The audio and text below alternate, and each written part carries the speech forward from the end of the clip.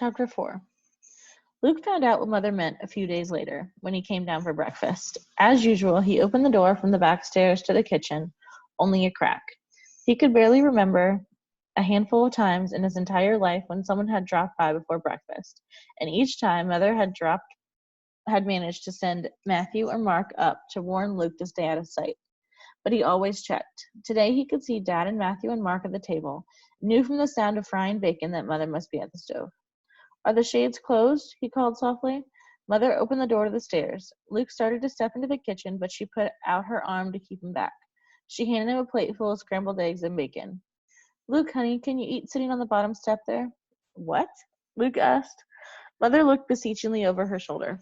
"Dad thinks, it's not safe anymore to have you in the kitchen. You can still eat with us and talk to us and all, but you'll be over here." She waved her hand towards the stairs behind Luke. But with the shades pulled, Luke started. "One of those workers asked me yesterday, 'Hey, farmer, you got air conditioning in that house of yours?'" Dad said from the table. He didn't turn around. He didn't seem to want to look at Luke. "We keep the shades pulled. Hot day like today, people get suspicious. This way is safer. I'm sorry." And then Dad turned around and glanced at Luke. Luke tried to keep from looking upset. "So what'd you tell him?" Matthew asked, as if the worker's question was only a matter of curiosity. "Told him of course we don't have air conditioning. Farming don't make nobody a millionaire." Dad took a long sip of coffee. "Okay, Luke?" Mother asked. "Yes," he mumbled. He took the plate of eggs and bacon, but it didn't look good to him now. He knew every bite he ate would stick in his throat.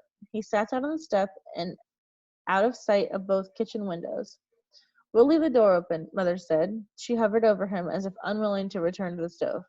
"This isn't too different, is it?" "Mother," Dad said warningly. Through the open windows, Luke could hear the rumble of several trucks and cars. The workers had arrived for the day. He knew from watching through the vent the past few days the caravan of vehicles came up the road like a parade. The cars would peel off to the side and unload the nicer dressed men. The more rugged vehicles pulled on into the muddiest sections, and the people inside would scatter the bulldozers and the backhoes that had been left outside overnight. But the vehicles barely had time to get cold because the workers were there now from sunup to sundown. Someone was in a hurry for them to finish. "Luke, I'm sorry," Mother said and scurried back down to the stove.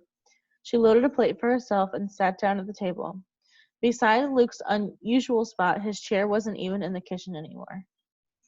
For a while, Luke watched Dad, Mother, Matthew, and Mark eating in silence, a complete family of 4. Once, he cleared his throat, ready to protest again. "You can't do this. It's not fair." Then he choked back the words, unspoken. They were only trying to protect him. What could he do? Resolutely, Luke stuck his fork in the pile of scrambled eggs in his plate and took a bite. He ate the whole plate full of food without tasting any of it. Chapter 5. Luke ate every meal after that on the bottom step. It became a habit, but a hated one. He had never noticed before, but Mother often spoke too softly to be heard from any distance. And Matthew and Mark always made their nasty comments under their breath. So they would start laughing often at Luke's expense, and he couldn't defend himself because he didn't know what they had said. He couldn't even hear Mother say, "Now be nice, boys." After a week or two, a lot of the time, he didn't even try to listen to the rest of the family's conversations. But even he was curious the hot July day when the letter arrived about the pigs. Matthew brought the mail in that day from the mailbox at the crossroads a mile away. Luke had never seen them, of course, but Matthew and Mark had told him there were 3 mailboxes there, one for each of the families that lived on their road. Usually the gardener's mail was just bills or thin envelopes carrying curt orders from the government about how much corn to plant, which fertilizer to use, and where to take their crops when it was harvested.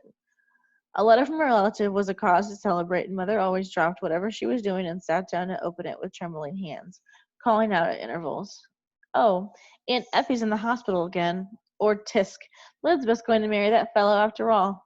Luke almost felt he knew his relatives, though they lived hundreds of miles away, and of course they didn't even know he existed. The letters Mother wrote back painstakingly late at night, when she saved up enough money for a stamp, contained plenty of news that Matthew and Mark, but never once had mentioned Luke's name. This letter was as thick as some of Luke's grandmother's, but it bore an official seal and the return address from embossed Department of Human Habitation, Environmental Standards Division.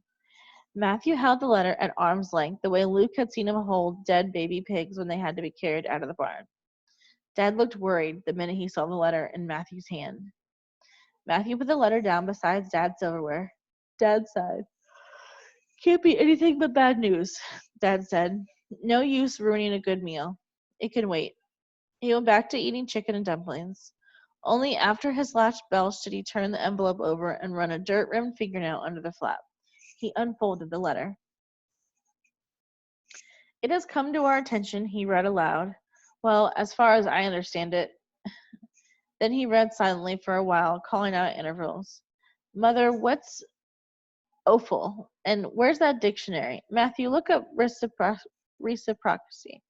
Finally, he threw down the whole thick packet and proclaimed, They're going to make us get rid of our hogs. What? Matthew asked. More serious than Mark, he had talked for as long as anyone could remember about, when I get my own farm, it's going to be all hogs. I'll make the government let me do that somehow. Now he looked over at Dad's shoulder. You mean they're just going to make us sell a lot at one time, right? But we can build the herd back up. Nope, Dad said.